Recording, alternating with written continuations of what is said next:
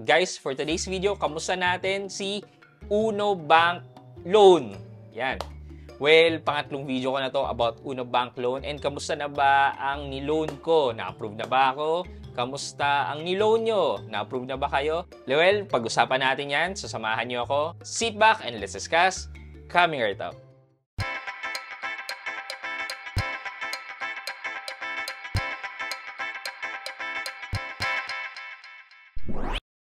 Hi guys, this is Pat and you're in Pat Quintos Review TV. So if you're new here to my channel, I do reviews about entrepreneurship, small business, and personal finance na meron na akong experience at ginawa ko na yan ng videos and playlists na makikita nyo dito sa taas. At kung bago ka dito sa channel ko, you may want to consider subscribing to my channel.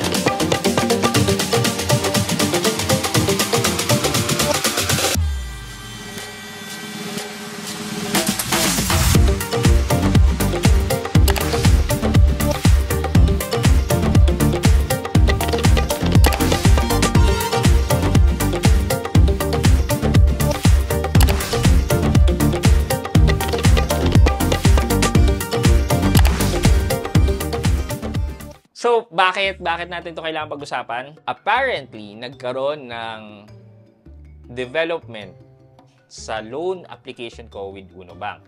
I don't know if you remember nung una kong video about Uno Bank nung nilabas ko yan, na pwede na mag-loan kay Uno Bank. And you have to apply using the Uno Bank app para makapag-apply ka ng personal loan.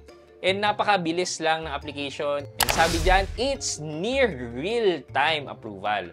Well, just to tell you, it's not the case for everyone. Katulad ko, mula nung time na nirelease ko yung video na yan, up to now, nga. Bakit nga? Nag-apply ako first week ng November. Ayan, and then pausog hanggang December 1. Nag-text si Uno Bank na sabi niya, ayan, natanggap na namin yung application mo and we're trying to process your application with us. So, sige. Hinahayaan ko lang naman kasi I'm really not that serious with the loan. Kasi ayoko naman magdagdag ng loan. But, gusto ko mapag-aralan. Gusto ko malaman yung exact na interest rate na ibibigay nila sa akin kasi interest rate still depends on credit rating eh. So, gusto ko ma-experience and malaman, magkaroon ng information. So, para din meron ako ma-share sa inyo. To cut the story short, after December 1 na text nila, nag-text lang recently. So, sabi dyan, "Good day, thank you for your interest in #UnoNow. We receive your loan application and we apologize." Oops, nakita ko yung apologize, kala ko na-decline ako kagad nang walang ka-CI. Pero hindi pala. So, we apologize for the delays in the processing. Due to system issue and update in our process for quicker decision, we will cancel your application and request you to reapply. This will enable us to reprocess your loan request and complete its evaluation. Thank you for your patience. So, kinancel nga nila yung application ko, which is, ganyan na siya ngayon. Kailangan ko nang mag-reapply daw ulit para ma-process nila yung application ko. This is my experience. But, iba tayo ng na-experience. So, siguro, dahil ako yung isa sa mga naunang nag-apply nung nilaunch yung product, hindi streamline yung process nila. And then, eventually, di ba, napapanood nyo yung video ko about Uno Loan at a later time, medyo na-streamline na nila yung application. Kaya, once you submit, magkakaroon ng internal evaluation niya and magpapapirma sila ng document sa inyo. Once na mapirmahan mo yan, magkakandak na sila ng credit investigation or CI na pupunta sila sa bahay mo para i-check yung bahay mo, mga appliances mo, mag-interview. As in, credit investigation. If hindi pa kayo nakaka-experience ng credit investigation, is ganun ang ginagawa.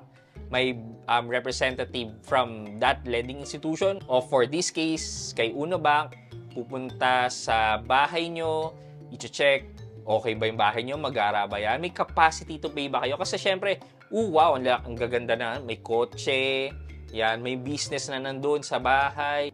Kunyari sa amin, nakita, ang dami palang computer na ito pinaparenta, okay pala ang business na ito. O kaya may nakita, ang laki pala ng tindahan nyo, gano'ng katagal na yan? Parang ganon. So, tinitingnan. So, kailan pa kayo nakatira dito? So on and so forth. Talagang titingnan yung capacity to pay mo and kung saan mo hinuhugot yung kaperahan mo. So with this, at least kahit papano, ma-justify mo na kahit self-employed ka, nakikita na ito yung business mo. Ayan, ito galing sa YouTube ko. 'Di ba? Ito yung studio ko, makikita nila. Ito yung mga equipments ko, yung investment ko sa equipment, so on and so forth. Hindi ka tulad ng iba na self-employed, okay. Hindi pasok, walang 1701, walang 2316. O sige, reject. Ganun na actually kadalasan sa mga banks. Pero at least ito with Uno Bank, they're doing their due diligence in checking kung meron ka ba talagang capacity to pay and how well are you with your assets, 'di ba? Yun nga, hindi agad outright decline. So ito yung isa sa maganda about credit investigation. Hindi lang nagre-rely sa credit score na nakukuha nila kasi your credit score would not really indicate how well you are. Hindi nila nakikita na may ang dami pa lang pinagkukuha ng pera, so on and so forth. In short, cancel ang application ko and they would like me to reapply again. But will I reapply? No. I just want to test this para magkaroon ng information at ma-share sa inyo. So, for our question of the day, so na-CI na ba kayo or na-credit investigation na ba kayo? How was the experience? So, let me know kung ano yung unforgettable experience nyo about credit investigation. So, lagay niyo yan sa comment section sa baba at meron kayong chance na manalo ng 1,000 pesos every week for the month of December.